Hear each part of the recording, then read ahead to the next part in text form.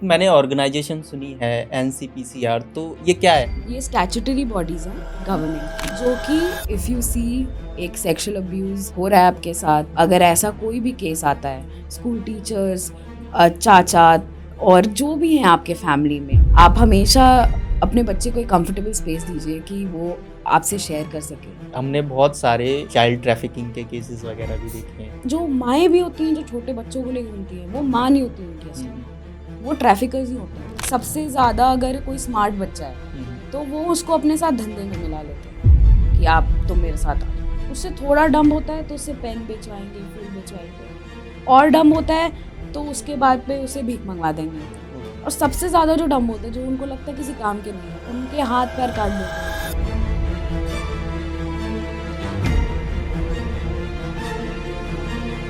नमस्कार दोस्तों, स्वागत है आपका लीगल लैब पॉडकास्ट के एक और एपिसोड में।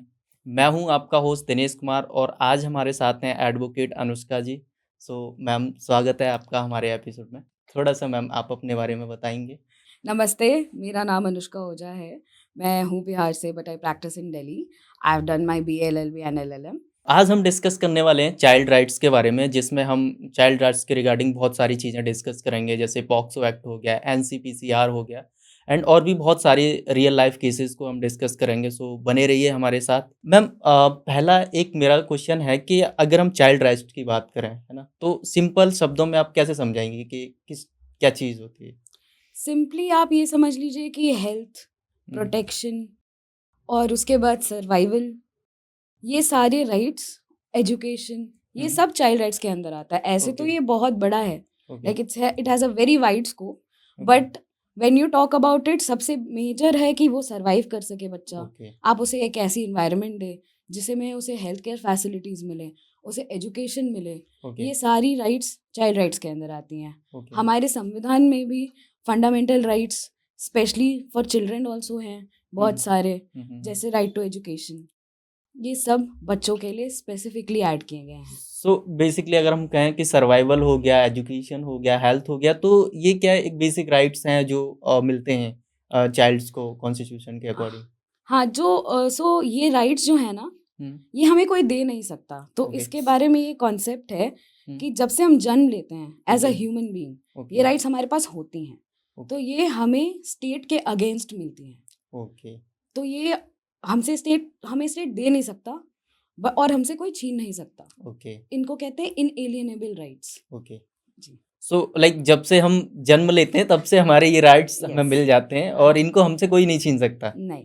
तो चाइल्ड राइट्स जैसे स्पेसिफिकली आप देखेंगे कि राइट टू लाइफ, प्रोटेक्शन और आइडेंटिटी, जैसे एक ओके। बच्चे को नेशनैलिटी, उसका नाम, ये सब भी एक बच्चे का बेसिक राइट है। अच्छा, इसमें ना एक मैंने ऑर्गेनाइजेशन सुनी है एनसीपीसीआर, तो ये क्या है? आप थोड़ा सा इसके बारे में बताएंगे, ये किस टाइप से वर्क करती है? तो एनसीपीसीआर और एससीपीसीआर, ये स्टैट्यूटरी बॉडीज हैं गवर्नमेंट की, ओके। जो कि national commission for protection of child rights. Okay. तो ये लॉज देखती हैं जो पूरे इंडिया में, एनसीपीसीआर तो पूरे इंडिया में रिव्यू करते हैं, रिसर्च करते हैं, ओके। एंड फिर जो डिस्ट्रिक्ट मैजिस्ट्रेट्स वगैरह होते हैं, डिस्ट्रिक्ट में रन होते हैं, उनसे एक्शन टेकन रिपोर्ट कि उन्होंने आज अभी तक क्या क्या एक्शन लिया टू प्रिवेंट इट।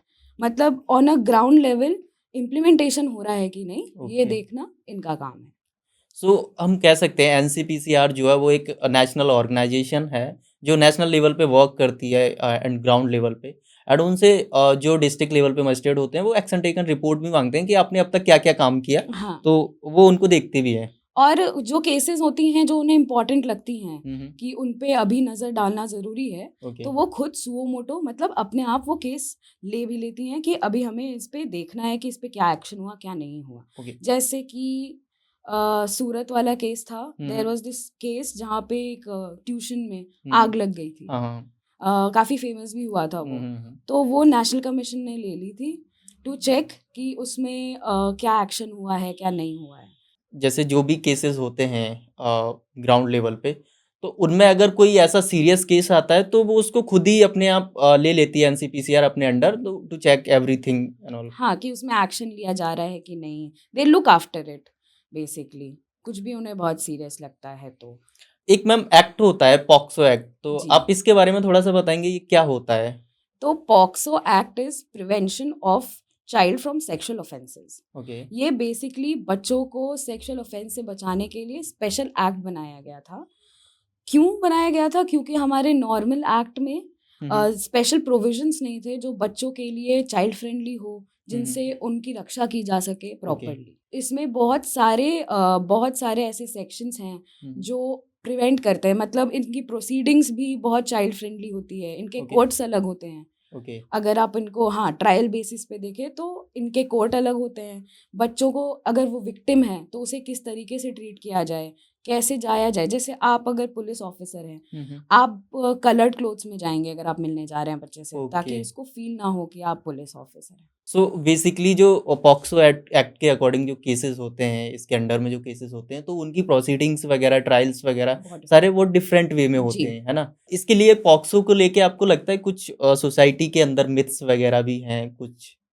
जी, काफ़ी मिथ है। पहला ये कि ये बस लड़कियों के लिए है। Okay. POCSO is gender neutral. Okay. वो लड़के और लड़की, इनफैक्ट सबसे बड़ा रीज़न कि पॉक्सो एक्ट आया था वाज कि लड़के जो बच्चे होते हैं उनका बहुत सेक्सुअल अब्यूज़ होता है, okay. But nobody speaks about it and उसके लिए कोई लॉ नहीं था। तो POCSO act came into picture क्योंकि वो जेंडर न्यूट्रल है। पहला तो ये, एंड देन दूसरा, it's a very interesting section 21 of POCSO act, जिसमें क्लियरली ये है कि if you have a knowledge और सस्पिशन, कि तुम्हारे पास अगर नॉलेज और सस्पिशन है कि तुम्हारे आसपास किसी बच्चे के साथ ऐसा होने वाला है एंड तुम उसे रिपोर्ट नहीं करते हो, तो इट्स पनिशेबल। मतलब आपको पता है कि आपके आसपास किसी बच्चे के साथ अब्यूज हो रहा है और आप रिपोर्ट नहीं करते, तो आप 6 महीने तक जेल जा सकते हैं। ये जो एक्ट है, मतलब इसका जो मिथ सबसे बड़ा वो ये है कि लोगों को लगता है कि ये केवल गर्ल्स के लिए बना है, बट ये जेंडर न्यूट्रल है, सबके लिए है। बॉयज़ भी हो सकते हैं, उनके लिए भी है ये। अच्छा, एक किड्स होते हैं, एक कम्युनिटी होती है एलजीबीटीक्यू किड्स, तो उनके लिए भी है कुछ इसमें? स्पेशली तो कोई एक्ट में है नहीं basically, but then it's gender neutral, तो वो भी इस एक्ट के तहत आ सकते हैं अपना केस लेके। तो वो भी इस एक्ट के तहत अपना केस वगैरह फाइल कर सकते हैं because it's a gender neutral. जी। पॉक्सो के जो केसेस होते हैं उसमें मोस्टली फैमिलीज क्या चैलेंजेस फेस करती हैं to filing the case and all? I think सबसे बड़ा चैलेंज ये है कि मोस्टली फैमिली मेम्बर्स ही होते हैं पॉक्सो के केसेस में इन्वॉल्व। ओके। और अब क्या है कि अगर फैमिली मेम्बर है तो पहले तो वो रिपोर्ट ही नहीं होता। मोस्टली केस चुप हो जाओ, शांत हो जाओ। हमने सबने देखा होगा आई थिंक आसपास, रेगुलर एवरीडे लोग जानते ही है, हर कोई जानता है ऐसे केसेस इन लाइफ जहाँ पे चुप हो जाए। लड़का है तो उसको तो शेम कर दिया जाता है कि तुम लड़के हो, तुम्हारे साथ ऐसा कैसे हो सकता है, तो वो शर्म के मारे नहीं बोलता। लड़की है तो उसको ये बोला जाता है चुप हो जाओ, चाचा है, ताऊ है, दादा है। 13-14% ऑफ केसेस में पापा होते हैं। ऐसे केसेस में तो वो रिपोर्ट होने ही नहीं जाता। सबसे बड़ी प्रॉब्लम ये है। अच्छा चलो, अब ये प्रॉब्लम सॉल्व हो गई कि चलो रिपोर्ट हो गया। रिपोर्ट होने के बाद भी आई थिंक ट्रायल में जाना ही बहुत पेनफुल प्रोसेस है सैडली, क्योंकि पॉक्सो के अंदर ये रूल है कि 1 साल के अंदर अंदर आपका ट्रायल खत्म हो जाना चाहिए, बिकॉज फास्ट ट्रैक कोर्ट्स होती हैं पॉक्सो की। हाँ, स्पेशली ये बनाया गया है ताकि बच्चों को ज़्यादा टॉर्मेंट ना होना पड़े ओवर द इयर्स, विक्टिम की फैमिली को ज़्यादा टॉर्मेंट ना होना पड़े। But then reality is like different. 1 साल में केसेस ख़त्म नहीं हो पाते हैं। ऑल्दो प्रोविजन है, बट सच में अगर आप कोर्ट जाएंगे तो 1 साल में केस ख़त्म नहीं होते हैं, राइट? बार बार जाना, उसको गो थ्रू करना is very difficult for victims family as well as victim. और स्पेशली आप अगर गरीब तबके के लोग हैं फिर तो और ज़्यादा बहुत डिफ़िकल्ट है। कोई एक ऐसा केस शेयर करेंगी जहाँ पे जो बच्चा है ना, उसके साथ जो अब्यूज़ कर रहा था वो फैमिली से ही बिलोंग कर रहा था या रिलेटिव था? देयर वाज दिस केस जहाँ पे उनके फादर ही थे, तो वी गॉट टू नो कि वो पापा ही हैं जो अब्यूज़र है। अब ऐसे केस में दिक्कत ये है कि मोस्टली अगर पापा वगैरह केस में इन्वॉल्व होते हैं तो वो ब्रेड विनर होते हैं, तो माँ को भी ऐसे होता है कि अभी केस फाइल कैसे करें, तो फाइल करने में दिक्कत आती है। अच्छा, जो फादर थे तो उस केस में अब्यूज़ किसके साथ हो रहा था? लड़की थी या फिर लड़के के साथ था? मतलब मैं इन जनरल बता रही हूँ आपको कि अगर फादर केसेस में इन्वॉल्व होते हैं तो लड़की ही थी, बट तो फिर ऐसा होता है कि समझ नहीं आता कि कैसे आगे बढ़े। अब अगर मम्मी को नॉलेज है और वो नहीं बता रही हैं तो मम्मी भी अंदर जाएंगी, क्योंकि ये सोचा ही नहीं लॉ बनाते टाइम कि अगर फैमिली मेंबर्स है, इस चीज़ को बहुत ध्यान में नहीं रखा गया है लॉ बनाते टाइम कि पॉक्सो के केसेस में चाचा ताऊ ये सारे लोग बहुत इन्वॉल्व होते हैं। मैम जो पॉक्सो के जो केसेस होते हैं उनका ट्रायल कैसे होता है? उनकी जो गवाही वगैरह होती हैं वो कैसे जी। होती हैं? सो विक्टिम की टेस्टिमनी एंड इनफैक्ट उसकी फैमिली की भी, हम्म, क्लोज रिलेटिव्स की भी, उनकी testimony directly in contact with court नहीं होता है। ओके। उनके लिए एक अलग रूम होता है hmm, which is called vulnerable victim deposition room. उनके पास एक सपोर्ट पर्सन होता है, राइट, जो उनके साथ रहता है, उनको हर तरीके के सपोर्ट करता है, and nobody is dressed in colour, like everyone is dressed there inside that room in coloured clothes only. और वो अक्यूज्ड के कभी सामने सामने नहीं रह सकते, like through okay. Out the trial this is the rule कि अक्यूज नहीं उनके आंखों के आगे आना चाहिए। ऑल्दो जज के भी पीछे एक और रूम होता है ओके। जहाँ पे अक्यूज होता है, क्योंकि अक्यूज्ड के प्रेजेंस के बिना टेस्टिमनी रिकॉर्ड नहीं हो सकती। तो बेसिकली एक ऑडियो विजुअल होता है जहाँ से पहले क्वेश्चन जज के पास जाता है। ओके। इफ जज thinks this is okay to ask, then only जज आस्क द विक्टिम। ये पूरा रूल है। एंड इनफैक्ट एक रिसेंटली एक केस में अक्यूज के प्रेजेंस के बिना टेस्टिमनी रिकॉर्ड हो गई थी, क्योंकि अक्यूज्ड आ नहीं पाया था वो जुडिशियल कस्टडी ओके। में। ओके। तो दिल्ली हाई कोर्ट ने ही बोला कि नहीं, ये हम टेस्टिमनी नहीं मान सकते, because this is against CrPC and BNSS now guidelines. यहाँ पे कि उनके जो ट्रायल होता है वो सेपरेट रूम में होता है एंड डायरेक्ट कांटेक्ट नहीं होता है मतलब जजेस वगैरह से। जी। एंड जो पूरा जो ड्रेस्ड अप होता है उस बच्चे के अराउंड, जो वहाँ पे जो भी कन्वर्सेशन रहते हैं अगर वो पुलिस फॉर्मल्स में officer- नहीं रहते हैं मोस्टली, जो कोर्ट्स के फॉर्मल्स होते हैं उनमें जी। नहीं, वो एक क्योंकि बोल उनके सकते पास सपोर्ट पर्सन होता है। हाँ, उनका लीगल रिप्रेजेंटेटिव तो हम्म, उसी क्लोथ में रहता है, बट ओके।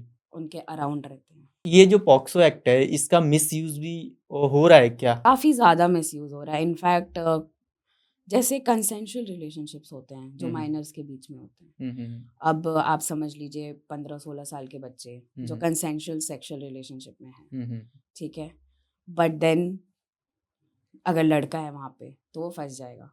अगर उसके पेरेंट्स ने कंप्लेंट कर दी, लड़की के पेरेंट्स ने, if she gets pregnant also, तो अगर एक लड़की प्रेग्नेंट है जो कि माइनर है, वो डॉक्टर के पास भी जाती है, तो भी डॉक्टर का फ़र्ज़ है कि वो कंप्लेंट डाले। ओके। तो doctor has to do it because according to law you have to, क्योंकि आप तो यही सोचोगे, बिकॉज माइनर का कंसेंट इज नो कंसेंट। तो दिस होल एक्ट, कंसेंट का मतलब कुछ नहीं है, consent is not a part, क्योंकि हम ये समझते हैं कि माइनर कंसेंट देने के लायक नहीं लायक होता। नहीं है। जी। तो सबसे ज़्यादा तो मुश्किल तब हो जाते हैं, जो आई थिंक सबके लिए रेलेवेंट है, कि आजकल के बच्चे अगर हैं, कोई भी अगर पॉडकास्ट देख रहा है, तो I think they should know this कि if they are in a consensual relationship also, लड़की आके बोल भी रही है कि हाँ मेरा कंसेंट था, दैट वोंट मैटर। अगर उसके पेरेंट्स ने कंप्लेन कर दिया है तो वो काउंट जी, एज अ रेपी काउंट होगा। यस, एंड कन्विक्शन होगा उसमें। एंड प्रॉब्लम इज कि पॉक्सो एक्ट में कन्विक्शंस आर वेरी स्ट्रिंजेंट, मतलब 20 साल, 7 साल, 10 साल, तो पूरी लाइफ खराब हो सकती है किसी इंसान की। जो इसमें सजा होती है पॉक्सो एक्ट के अंदर वो 20 साल के अराउंड आप 20 बता रहे साल, death, imprisonment, very strict years of imprisonment, because ये बहुत ग्रेव नेचर के केसेस होते हैं। और जैसे अब कंसेंशुअल रिलेशनशिप अभी recently, but then high courts आजकल बहुत लीनियंटली लेने लगी हैं। सो बेसिकली अगर मतलब 16 साल के 2 बच्चे हैं, वो कंसेंशुअल रिलेशनशिप में है, राइट, वो सेक्सुअल रिलेशनशिप में कंसेंशुअल, ओके। ठीक है। अभी आई थिंक कुछ टाइम पहले केस आया था, I think Atul versus NCT, I believe. तो उसमें ही जज ने बहुत लीनियंटली लिया, and then it was like कि पेरेंट्स ने ये जो केस करा है, एंड लड़की सामने से बोल रही है कि कंसेंशुअल था, क्योंकि बोथ आर माइनर, राइट। अब cases where guy is not, guy is a major, तो वो तो फिर तो कंप्लीटली, वो बट देन अगर दोनों माइनर हैं, और स्पेशली अगर, और उस लड़के को भी जेजे एक्ट के तहत ही देखा जाएगा उसको, अगर वो माइनर है तो यस, आजकल कोर्ट्स बहुत लीनियंटली लेने लगी हैं, क्योंकि they know this is like a fake case. So basically अगर 2 माइनर अगर सेक्सुअल रिलेशनशिप में है तो वहाँ पे तो थोड़ा-सा ठीक है। बट अगर लाइक लड़की माइनर है और लड़का मेजर है तो उस केसेस में तो लाइक बहुत मुश्किल है, वो as a rape that he is count rape होगा। According to law. हाँ, चाहे उस केसेस में बेशक लड़की बोले कि मेरा कंसेंट था वो, बट डजंट वो मैटर, काउंट नहीं होता है। क्योंकि देखिए जो बच्चे होते हैं हुँ, उनके पास वो यू डोंट नो राइट कि वो मैनिपुलेटेड है या नहीं है। उनके पास इतना इंटेलिजिबल डिफरेंशिया नहीं होता कि वो सोच पाए सोच पाएँ। कि मैं सही हूँ या गलत हूँ, क्योंकि वो मैनिपुलेट हो रहे होते हैं बहुत सारे केसेस में। तो बच्चों का कंसेंट तो इज़ नो कंसेंट, चाहे वो औरत करे, औरतों के अगेंस्ट भी केस होता है। अगर हुँ, लड़का माइनर है हुँ, हुँ। तो औरत के अगेंस्ट भी केस होगा। अच्छा, यहाँ पे आपने बोला है कि लड़का माइनर है और औरत मेजर है, तो उस केसेस में क्या होगा? और हमारे ऑफिस में ही एक केस था। हुँ, तो ये वो फेक केस था, मतलब हुँ, बेसिकली एक औरत को उसके घर से निकालना था। हुँ, हुँ। तो माँ बाप ने अपने बच्चे का नाम लेके, लड़के का नाम लेके कि इसने इसके साथ हाँ सेक्सुअल सेक्सुअल असॉल्ट अब्यूज़ किया है। किया है। हाँ सेक्सुअल असॉल्ट किया, पॉक्सो के अंदर केस कर दिया। तो हाँ, it it is gender neutral. अच्छा, आपने अभी ना एक वर्ड बोला था जेजे एक्ट, तो थोड़ा-सा आप बताएँगे ये क्या होता है जेजे जी, एक्ट? Juvenile justice act. हुँ, जैसे कि निर्भया का केस हुआ था, तब ये बहुत ज़्यादा क्वेश्चन में आया था। हुँ, हुँ, हुँ। तब हाँ, तब भी बहुत क्वेश्चन में आया था, क्योंकि कितने ही भी हीनियस क्राइम हो, कितना भी कुछ भी हो, मैक्सिमम इम्प्रिजनमेंट इज़ 3 इयर्स। वो भी इम्प्रिजनमेंट नहीं होता, आई एम सो सॉरी। वो केयर होम्स में होते हैं। वो हॉस्टल जैसे होते हैं वो ओह! होम्स। तो आजकल दिल्ली में आई थिंक और हर जगह ये सीन हो रहा है कि गैंग्स बना लिया है लोगों ने, एंड वो बच्चे हायर करते हैं हुँ, to do this crime, do a specific crime, because they know maximum क्या होगा, मैक्सिमम क्या होगा? 3 साल में निकल जाएंगे, वो भी हॉस्टल से निकलेंगे। हॉस्टल से निकलेंगे, ऊपर दूसरा ये है कि बेल भी जल्दी हो जाती होगी हाँ, लाइक अरे उसमें बेलेबल नॉन बेलेबल का कॉन्सेप्ट ही नहीं है हुँ, हुँ, जेजे एक्ट में। Okay. Every crime is treated like, बस हाँ ठीक है, उसमें ये स्फेयर्स हैं कि हीनियस है, ग्रेव है या हुँ, पेटी ऑफेंस है। हुँ, हुँ, पेटी ऑफेंस है तो ऐसे ही जाने देते हैं। एंड देन अगर थोड़ा हीनियस है तो हाँ ठीक है, कुछ दिन रखेंगे। बट देन अगर बहुत ग्रेव है, हुँ, but then there is this thing कि अगर आप 16 to 18 ईयर्स है, हुँ, हुँ, हुँ। तो 16 to 18 ईयर्स के बच्चे can be treated as an adult. अगर जेजे बोर्ड ये कहता है बहुत हीनियस और ग्रेव क्राइम में, they can be treated as treated adult. As an adult. अगर जेजे बोर्ड ने ये बोल दिया कि हाँ ही कैन बी और she can. So basically like पहले जो है एक होता था कि मतलब जो जेजे के अंडर जो आते थे, जुवेनाइल जो होते थे, उनको कितना भी हीनियस कर दे, बट उसको मैक्सिमम 3 हाँ, इयर्स ही रहता था। बट मैंने सुना था कि 2015 के बाद अमेंडमेंट जी, हुए थे इसमें, तो यही फिर ये जो कमिटी थी, वो पूरा डिसाइड करती हाँ थी कि अगर जस्टिस वर्मा वो कमेटी। 16 इयर्स ओल्ड है, तो फिर वो उसी में मेजर में ही काउंट होगा कि वही, आपने if JJ board recommends it, तो उसके बाद पे 16 to 18 ईयर्स के बच्चे हुँ। को हम एज एन एडल्ट भी ट्राई कर सकते हैं।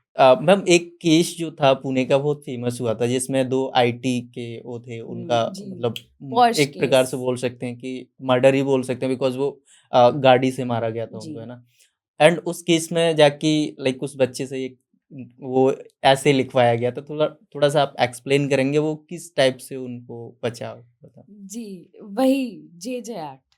हुँ, so the major problem here is JJ act को everybody knows the loopholes हुँ, लॉ का नाउ, ओके, कि अगर आप जुवेनाइल हैं तो हुँ, बहुत लीनियंट है लॉ आपके साथ कि आप बच्चे हैं।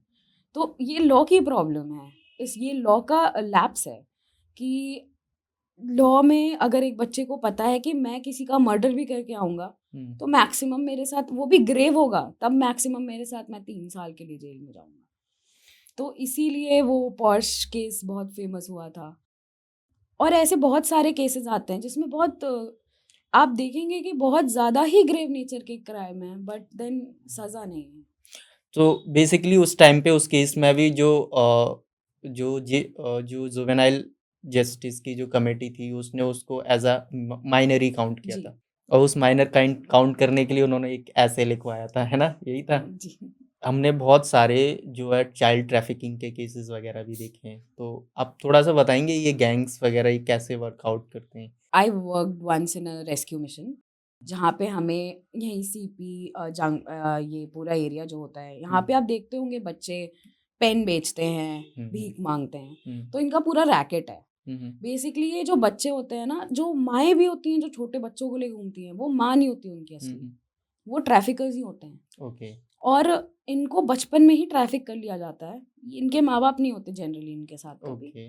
बचपन में इनको ट्रैफिक करके लाया जाता है। ये 4 वेज, मतलब इनका एक स्ट्रक्चर होता है पूरा इन ट्रैफिकर्स का बेसिकली।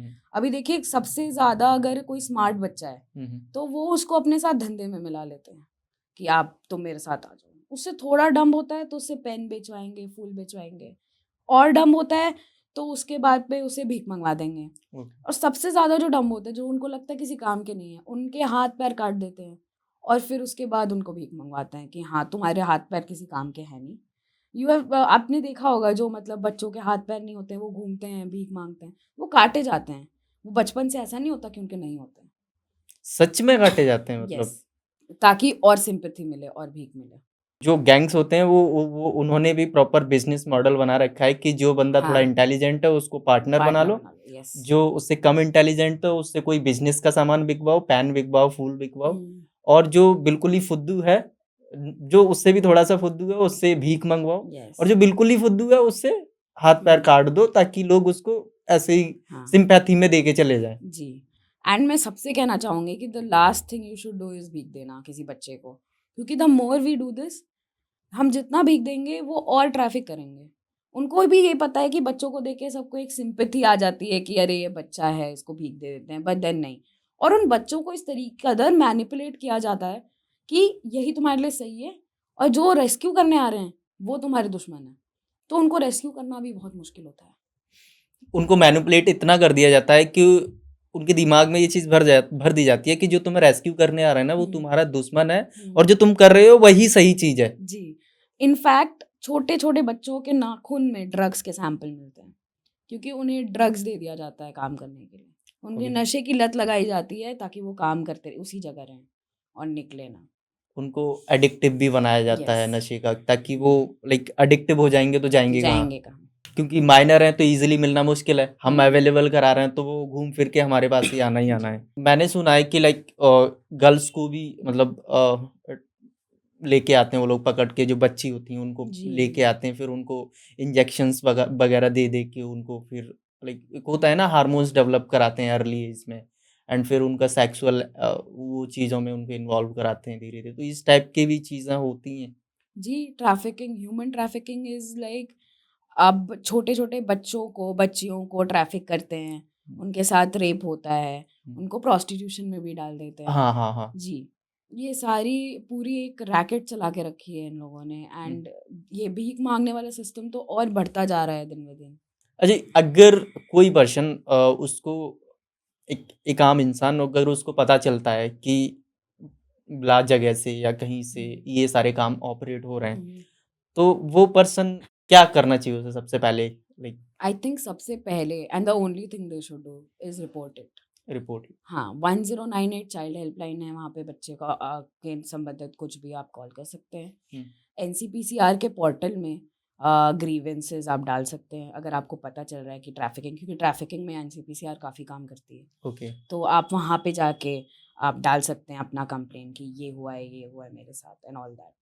मैंने ये देखा है। आपको जब भी सस्पिशन है यू शुड कंप्लेन। बहुत सारे पोर्टल्स हैं जहाँ पे आप जाके कंप्लेन कर सकते हैं। बट मोस्टली लोग डरते हैं क्योंकि उनको कहीं ना कहीं लगता है कि मैं अगर कंप्लेन करूंगा तो शुरू से लेके एंड तक मेरे को पुलिस बुलाएगी, कहीं कोई बुलाएगा, मैं मतलब एक होता है ना लोग मतलब रियली हेल्प तो करना चाहते हैं, बट वो एक होता है ना कोर्ट का जो सिस्टम है हर बार वो उस वाले मतलब आप समझ रहे हो ना, बार बार जी, चक्कर जी। लगाने वाली चीज़ों से लोग बचना चाहते हैं, और इसकी वजह से कहीं ना कहीं लोग रिपोर्ट भी नहीं करते हैं फिर। यू कैन एनोनिमसली भी आप बता सकते हैं। Okay, so there is a option we can tell them anonymously without giving हाँ, हम अपनी आर आइडेंटिटी इंटेल, वगैरह यस। दी। तो अगर अनोनिमसली बताना है तो हम चाइल्ड हेल्पलाइन पे बता सकते हैं, एनसीपीसीआर आप पे पुलिस को कॉल करिए, आप ओके, बताइए उनको कि आपको ऐसा लग रहा है कि यहाँ पे कुछ है। ओके, एंड पुलिस फिर एक्शन लेगी। हाँ। अच्छा, अगर ऐसा हुआ हमने रिपोर्ट किया एंड वहाँ पे जेन्युइनली चाइल्ड ट्रैफिकिंग हो रही है एंड हमने रिपोर्ट भी किया एंड ऑल सारी चीज़ें, बट जो पूरा बॉडी है जो लोग इन्वॉल्व हैं जैसे पुलिस हो गया एंड ऑल इन्वेस्टिगेशन वाले जो लोग हैं वो एक्टिवली काम नहीं कर रहे हैं या फिर उस टाइप से एक्शन नहीं ले रहे हैं, तो उस केसेस में क्या जैसे इन केस आप एफआईआर लॉन्च कर रहे हो या ऐसा कुछ कर रहे हो हम्म, और उसके बाद पे एक्शन नहीं ले रहा, तब तो एक पूरा प्रोसीजर है। आप उनके सीनियर्स को कंप्लेन कर सकते हो, ओके एसएचओ को लिख सकते हो, ओके उससे ऊपर के ऑफिसर को लिख सकते हो, नहीं है तो आप डायरेक्टली कोर्ट में जा सकते हो। ओके तो ये एक पूरा प्रोसीजर है which is in CrPC now BNSS. Hmm. तो आप जा सकते हो। अगर लाइक वो एक्शन नहीं ले रहे हैं, कुछ भी नहीं कर रहे हैं, तो हम अपर बॉडीज को कांटेक्ट कर जी सकते हैं, उनके सीनियर्स को जी कांटेक्ट कर सकते हैं। लास्ट ऑप्शन हमारे पास कोर्ट का भी है कोर्ट का भी कि वहाँ पे जाके हम हाँ केस वगैरह जी फाइल कर सकें। अभी मैम जैसे सोशल मीडिया का दौर चल रहा है ना, डिजिटलाइजेशन है, इवन हर बच्चे के हाथ में फ़ोन है ना? तो वहाँ पे भी बहुत ज़्यादा कभी-कभी अब्यूज़ हो जाता है, साइबर बुलिंग हो जाती है। जी जी जी। तो उस चीज़ों में आप कुछ कहना चाहेंगे क्या? Sadly, cyberbullying and all, although we have laws there, IT act है आपका हुँ, हुँ। साइबर क्राइम के लिए, स्पेशली इवन पॉक्सो में अगर पोर्नोग्राफी है किसी बच्चे की, there are specific sections okay, child pornography के बारे में। ओके। तो और इट्स वेरी कन्वीनियंट ऑल्सो, आजकल साइबर गवर्नमेंट का पोर्टल है, हुँ, हुँ। आप खुद ही घर बैठे बैठे कंप्लेन उसमें जाके पोर्टल में फाइल जाके फाइल कर सकते हो कि हाँ मेरे को यहाँ पे दिखा है कि चाइल्ड पोर्नोग्राफी है इस साइट पे फलाना फलाना। In fact you can request the site also कि ओके। यहाँ पे चाइल्ड पोर्नोग्राफी है, तो वो भी हटा देते हैं कभी कभी। तो अगर आपको ऐसा कोई इंस्टेंस दिखता है तो आप खुद ये सब स्टेप्स ले सकते हैं। एंड कभी-कभी ऐसा होता है कि जब बच्चा जो भी है मतलब सोशल मीडिया यूज़ कर रहा है ना? अब वहाँ पे भी उसको सेक्सुअल कंटेंट मिल जाता है ना देखने को, बट नहीं मिलना चाहिए। तो इसमें लाइक कौन ज़िम्मेदार है इसके लिए? लाइक आई थिंक पेरेंट्स की एक जिम्मेदारी बनती है कि they should have always have child lock system in all the phone, कि ओके, आप डिजिटली थोड़ा अवेयर रहो चाइल्ड लॉक्स को। बट देन देखिए पॉइंट ये है कि बच्चे आजकल बहुत स्मार्ट है, तो बहुत स्मार्ट है, they know more than us about technology. तो ये बहुत मुश्किल हो जाता है कि माँ बाप से ज़्यादा तो बच्चे को पता है कि कहाँ से हाँ, निकालना है। एग्ज़ैक्टली होता यही है कि हाँ, मम्मी-पापा से ज़्यादा बच्चों को पता है फ़ोन में क्या, कहाँ से, कैसे होना है। तो पेरेंटल कंट्रोल भी रखने के बाद बच्चों को दिख जाता है। तो इसीलिए बचपन से हुँ, सेक्स एजुकेशन देना चाहिए। हर स्कूल में sex education I think mandatory होनी चाहिए। गुड टच, बैड टच, ये सब चीज़ें अगर आप बचपन में बच्चों को नहीं बता रहे, तो बच्चों को पहली बात तो समझ ही नहीं आता अपने बचपन में कि उनके साथ अब्यूज़ हुआ है। क्योंकि उनको पता ही नहीं है पता कि ही नहीं है। सही कौन-सा सही टच है, कौन-सा गलत टच है। आजकल तो आई थिंक गवर्नमेंट स्कूल्स में सिखाते हैं, व्हिच अब इज़ वेरी सिखाने गुड। लगे। येस, अब सिखाने लगे हैं। और उसके बाद मेंस्ट्रुएशन, ये सब कुछ, जैसे रिप्रोडक्शन का चैप्टर ही स्किप कर दिया जाता था स्कूल में। आई हाँ, थिंक हमारे मतलब टाइम हम पे होता था स्कूल में स्किप कर देते थे कि ये आपका काम कि का ये नहीं है। आपका काम का नहीं, जबकि हमारा बहुत काम का है वो। अब बच्चों को कंसेंट का मतलब ही नहीं बताते। कंसेंट, मैं जेन्युइनली आई थिंक बहुत सारे लड़के जो बड़े भी हो जाते हैं उनको कंसेंट का मतलब इसलिए समझ नहीं आता क्योंकि बचपन में उनको बताया नहीं गया कि एग्जैक्टली कंसेंट क्या होता है। अब आप सेक्स एजुकेशन बच्चों को दे नहीं रहे, उसके बाद उनको एजुकेशन कहाँ से मिल रहा है? वेबसाइट से, वेबसाइट से, एग्ज़ैक्टली। फ़ोन से। तो वो उसको सही मानने लगते हैं और एक्चुअल लाइफ को उनको पता नहीं है। Exactly the problem is that कि हम जो है जो एक होता है ना सेक्सुअल एजुकेशन देने से बचते हैं। जी, बट अगर हम इंसान को बचपन में एक बच्चे को ये समझा दें, है ना? 10-12 साल की एज में एटलीस्ट अगर उसको हम समझा दें ये कि ये सारा प्रोसेस होता है और इसमें ये सारी चीज़ें गलत हैं, है ना? अगर हम ऐसे-ऐसे ये सारी चीज़ें करते हैं तो इनका ये इम्पैक्ट हो सकता है आगे फ्यूचर में। जी, सो दैट उनको ये समझ आ जाए कि हाँ, क्या गलत है, क्या सही है जी, एंड किस चीज़ को हमें करना चाहिए, किसको नहीं करना चाहिए। जी। मैम अगर कोई पर्सन पॉक्सो एक्ट के अंदर है ना, वो अगर केस वगैरह फाइल करना चाहता है या कंप्लेन वगैरह करता है, तो उसके लिए क्या एविडेंस माँगता है कोर्ट? ये आप फाइल तो आप ऐसे ही कर सकते हैं जाके, विक्टिम की testimony enough. In fact there is this case जहाँ पे ये बोला गया है कि विक्टिम की टेस्टिमनी अगर बहुत ज़्यादा क्रेडिबल है हुँ, तो हुँ। Alone in that also you can convict. Okay, ठीक है। और जो इन्वेस्टिगेशन टाइम होता है वो 30 डेज का ही होता है ओके। इन केसेस में, कि 30 दिन के अंदर अंदर, बिकॉज फास्ट ट्रैक होती हैं ये हुँ, हुँ। कोर्ट्स। तो 30 दिन के अंदर अंदर यू हैव टू इन्वेस्टिगेट और पुलिस को सबमिट करनी होती है वो रिपोर्ट्स। ओके। और सब कुछ बहुत चाइल्ड फ्रेंडली होता है, but then there is this thing, problem ये है कि प्रॉब्लम नहीं, ये विक्टिम को हेल्प करने के लिए है ओके, कि अक्यूज्ड के पास रिवर्स बर्डन ऑफ प्रूफ होता है। जैसे ओके। कि जनरल केसेस में प्रोसिक्यूशन को अपना केस प्रूव करना पड़ता है, हुँ, बट पॉक्सो के केसेस में एक्यूज़ अक्यूज को को। प्रूव करना पड़ता है कि वो अक्यूज नहीं है। जैसे यहाँ पे जो पूरा लॉ है चाइल्ड्स के लिए, है ना? तो आपको लगता है इसमें कुछ चेंजेस की रिक्वायरमेंट है, कुछ चेंज करना चाहिए इंस्टेंटली? जी, बहुत सारे चेंजेस चाहिए राइट नाउ।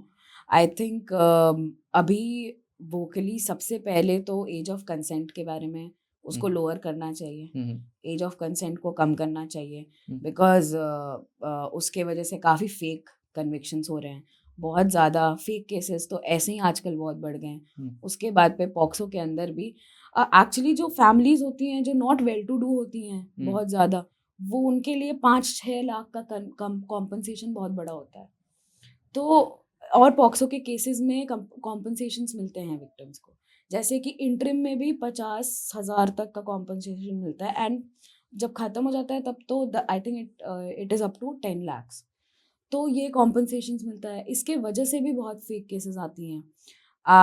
आई थिंक कि जब भी ऐसी केसेस आती हैं तो इट्स वेरी इंपॉर्टेंट टू सी कि वो एविडेंस सही है नहीं है, और फ्रेमिंग ऑफ जब चार्ज हो रहा है तो यू शुड सी कि सही हो रहा है कि नहीं हो रहा है, और इट्स जस्ट फैलेसी, झूठा केस है। तो उसके लिए there should be some provisions.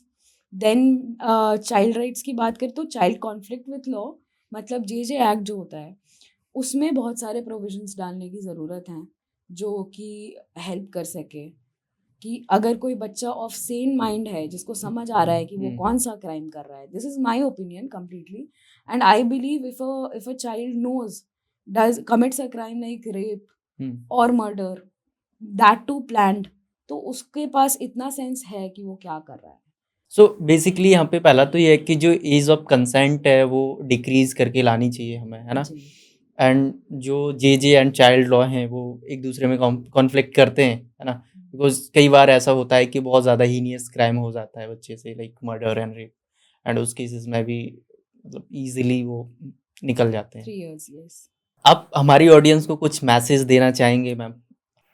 Okay, मैं यही कहना चाहूँगी पहले तो, इफ़ यू सी एक सेक्सुअल अब्यूज़ हो रहा है आपके साथ, एक तो पहले अपना घर का एनवायरनमेंट ऐसा बनाइए कि आपके बच्चे आपसे बात कर सकें। स्कूल के एनवायरनमेंट में हमेशा एक there should be one somebody counselling the kid, so that अगर ऐसा कोई भी केस आता है, स्कूल टीचर्स, चाचा और जो भी हैं आपके फैमिली में, आप हमेशा अपने बच्चे को एक कंफर्टेबल स्पेस दीजिए कि वो आपसे शेयर कर सके। And if you get to know, please report it. Report करना बहुत ज़रूरी है, बहुत ज़्यादा ज़रूरी है कि वो बच्चा एक सेफ एनवायरनमेंट में रहे, और लॉज़ का फ़ायदा ही नहीं है अगर आप रिपोर्ट नहीं करते हैं, क्योंकि मेजरली क्राइम्स रिपोर्ट नहीं होते। मेजरली नहीं होते। यस, तो सबसे पहले तो लेट्स स्टार्ट विद दैट, और उसके बाद पे प्लीज़ भीख मत दीजिए बच्चों को, बिकॉज़ इससे हम ही ट्रैफिकिंग बढ़ा रहे हैं बढ़ा रहे हैं, एग्ज़ैक्टली। बिकॉज़ कहीं न कहीं उनका बिज़नेस बढ़ रहा है तो और वो बच्चे इंक्री ट्रैफिक कर रहे हैं। आज का एपिसोड यहीं पे ख़त्म होता है guys, and special thanks to advocate Anushka ji for joining us. And अगर आपका कोई क्वेश्चन है या सवाल है तो आप प्लीज़ उसे नीचे ज़रूर कमेंट करें, एंड मिलते हैं अगले एपिसोड में एक नए टॉपिक के साथ। तब तक के लिए good bye and take care.